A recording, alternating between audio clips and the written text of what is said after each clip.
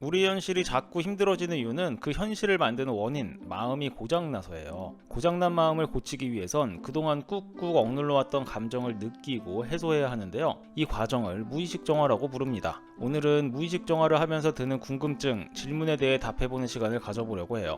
그럼 바로 들어갈게요. 첫 번째, 저는 감정이 느껴지지 않아요. 무능함이나 우울함, 슬픔이나 분노 같은 감정들은 나랑 전혀 상관없는 얘기 같아요. 저는 억눌린 감정이 없는 건가요? 감정을 느꼈을 때 아예 감정이 느껴지지 않는 건 그 감정이 없어서가 아니라 그 감정이 너무 버거워서 아예 버려버렸기 때문이에요. 우리가 현실에서 느껴지는 마음, 감정을 느끼고 싶지 않을 때 거부하는 방법은 두 가지가 있습니다. 하나는 아예 그 감정 자체가 되어서 정신을 잃고 거기에 빠져버리는 거예요. 우리가 사진을 찍을 때 줌인을 계속해서 완전히 끝까지 확대를 시켜버리면 원래 찍으려는 대상이 전혀 보이지 않죠? 그렇게 감정과 너무 가까워져서 감정을 제대로 느끼지 못하게 되는 게 첫 번째 방법이에요. 두 번째는 아예 그 감정을 한쪽에 버려버리고 그런 감정이 없는 것처럼 행동하는 거예요. 사진으로 치면 줌아웃을 끝까지 당겨서 대상을 아예 작게 만들어 버리는 거예요. 그러면 감정과 너무 멀어지기 때문에 감정이 보이지 않고 감정을 느끼지 않을 수 있어요. 구체적인 상황으로 예를 들어 볼게요. 여기 요요와 뚜뚜가 있습니다. 요요와 뚜뚜는 각자 너무 좋아하는 사람을 만나 행복한 연애를 하고 있어요. 그런데 애인을 좋아하다 보니까 애인이 나를 떠나면 어떡하지? 하는 두려움도 가끔 올라와요. 좋아하는 마음이 있기 때문에 그 반대되는 마음, 그 사람이 떠나가면 어쩌지? 하는 두려움이 드는 건 너무 자연스러운 거예요. 여러분이 좋아하지 않는 사람을 만나는데 그 사람이 떠나버릴까 두렵진 않잖아요. 좋아하는 마음과 버림받을까봐 두려운 마음은 한 세트입니다. 그런데 요요와 뚜뚜가 자연스럽게 드는 두려움을 느껴주지 않는다면 어떻게 될까요? 요요의 가슴은 첫 번째 전략을 택했어요. 두려움에 완전히 퐁당 빠져버리는 거예요. 두려움은 잠깐 찾아왔을 때 느껴주고 보내주면 되는데 잠깐 찾아온 두려움에 매달려 너무 집착해버리는 거예요. 요요는 이제 시종일관 두려워해요. 애인이 어딜 가서 다른 사람을 만날까봐 두렵고, 연락이 늦으면 또 나 몰래 뭘 하고 있을까봐 두렵고, 잘해줄 때도 이 잘해주는 마음이 언젠가 변할까봐 두렵습니다. 두려움은 두려운 상황에서만 느끼면 되는데 어떤 상황에서도 항상 두려움을 느끼는 현실에서 벗어나지 못하는 거예요. 그래서 요요는 제대로 상황 판단을 하지 못하고 애인에게 집착하고 전전긍긍하게 됩니다. 이성이 있는 모임에 가는 걸 꼬박꼬박 허락받게 하고, 연락이 안 되면 몇 번씩 전화를 걸고, 나에게 마음이 있는지 없는지를 계속 테스트해요. 이 모든 행동이 두려움이 만든 결과입니다. 이를 당하는 애인은 점점 요요가 힘들고 버겁고 지겨워져요. 결국 요요의 행동에 지친 상대방은 요요를 떠납니다. 요요는 제대로 두려움을 느껴주지 않아서 정말 두려운 현실을 맞이해버린 거예요. 반대로 뚜뚜의 가슴은 정반대의 전략을 취합니다. 두려움? 그게 뭔데? 아예 올라온 두려움을 모른 척하고 한쪽에 버려두는 거예요. 그러면 뚜뚜는 자기도 모른 채 쿨한 척을 하게 됩니다. 나는 너가 어떤 행동을 해도 아무렇지 않은데? 상관없는데? 하면서 두려운 자신의 마음을 인정하지 않는 거예요. 이럴 경우에 뚜뚜의 연애는 서운함을 느끼게 됩니다. 때로는 두려움을 느껴주고 나를 신경 써줘야 이 사람에게 내가 소중하구나 하는 감정을 느낄 수 있는데, 쿨한 척하는 뚜뚜는 그런 걸 느낄 수가 없는 거예요. 뚜뚜의 애인은 점점 뚜뚜에게 애정을 느낄 수 없게 되고 뚜뚜가 자신을 떠날까봐 두려워집니다. 그런데 처음부터 뚜뚜는 그런 두려운 마음을 인정해주지 않았기 때문에 애인이 두려움을 느끼는 것도 이해할 수 없어요. 쟤는 왜 이렇게 집착하는 거야? 답답함을 느끼게 되고 구속하려고 하는 것 같은 애인이 싫어져요. 결국 갈등이 깊어진 뚜뚜 커플도 이별을 맞이하게 됩니다. 뚜뚜 역시 버림받을까봐 두려운 감정을 인정해주지 않았기 때문에 의도치 않게 상대방을 먼저 버리게 되었고, 그 결과 행복한 연애를 지속하지 못했어요. 이렇듯 마음에 너무 퐁당 빠져서 하나가 되어버리거나 아니면 아예 버려버리거나, 둘 다 마음을 제대로 느끼지 않으려는 전략이에요. 사람마다 어떤 전략을 취하는지는 다른데요.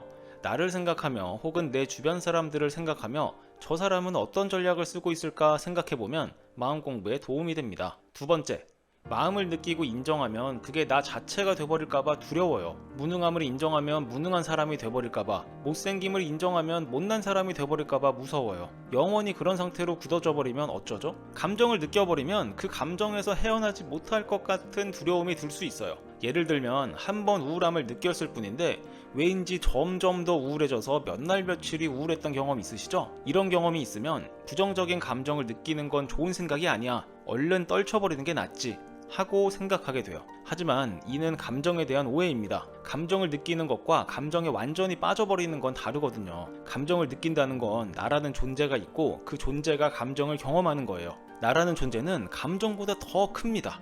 큰 내가 작은 감정을 느껴준다고 생각하면 감정에 잡아먹히지 않아요. 우울함이든 분노든 충분히 느껴주면 그 감정들은 결국 사라집니다. 무능한 마음, 못생긴 마음도 마찬가지예요. 내가 무능함, 못생김보다 훨씬 커요. 그래서 무능함이 찾아오면 잠시 무능한 역할을 맡았다가 다시 회복되고, 못생김이 찾아오면 잠시 못생긴 느낌을 느꼈다가 돌아오면 되는 거예요. 그런데 감정이나 마음에 빠져버리는 건 이 반대입니다. 나라는 존재보다 감정이나 마음이 더 커져버리는 거예요. 그러면 이때 중요한 차이는 뭐냐면, 내가 지금 그 감정을 느끼고 있구나를 한 발짝 떨어져서 자각하지 못하는 거예요. 두려운 감정에 파묻혀서 막 미친 짓을 할 때는 내가 두려워하고 있구나를 인지하지 못해요. 무능한 마음에 사로잡혀서 온갖 노력을 할 때도 내가 무능한 마음을 느끼고 있구나를 인식하지 못해요. 마음을 인식하면서 느껴주면 결코 거기에 매몰되지 않습니다. 두렵구나 알아차리면서 두려움을 느끼면 내가 무슨 행동을 하고 있는지 알기 때문에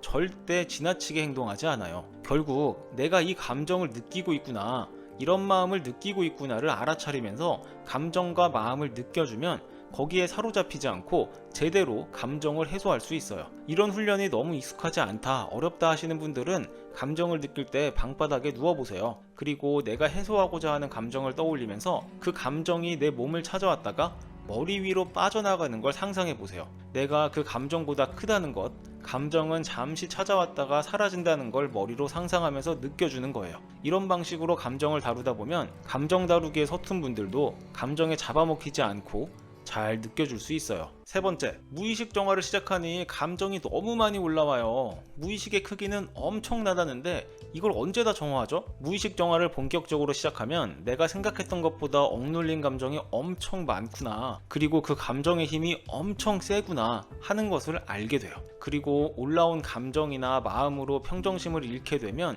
아, 무의식 정화 괜히 한 거 아니야? 이걸 언제 다 정화하고 있지? 하는 생각이 들 수도 있어요. 또 몸이 예민한 분들은 몸에서도 반응을 느낄 수 있는데요. 억눌려 있던 마음이나 감정들이 해소되면서 한숨이 나온다거나 가슴이 답답하게 느껴진다거나 몸 여기저기가 아프다거나 하는 반응이 있을 수 있어요. 이런 반응들을 경험하면 불편하고 힘들기 때문에 무의식 정화를 하는 게 버겁죠. 분명 억누른 마음과 감정을 해소하는 게 쉬운 일은 절대 아니에요. 하지만 그 감정과 마음들을 떠안고 살아가는 건 또 쉬웠나요? 그것도 쉽지 않아요. 계속 마음과 감정을 억누르고 살아가면 점점 더 마음이 쌓이기 때문에 나이가 들면 들수록 더 예민하고 더 힘들어집니다. 어차피 감정 해소를 하든 안 하든 삶은 아파요. 감정을 억누르면 아플 때는 문제가 심화되면서 아픈 거고, 감정 해소를 하면서 아플 때는 문제를 해결하는 과정에서 아픈 거예요. 어느 쪽이든 아파야 한다면 점점 더 행복해지는 쪽으로,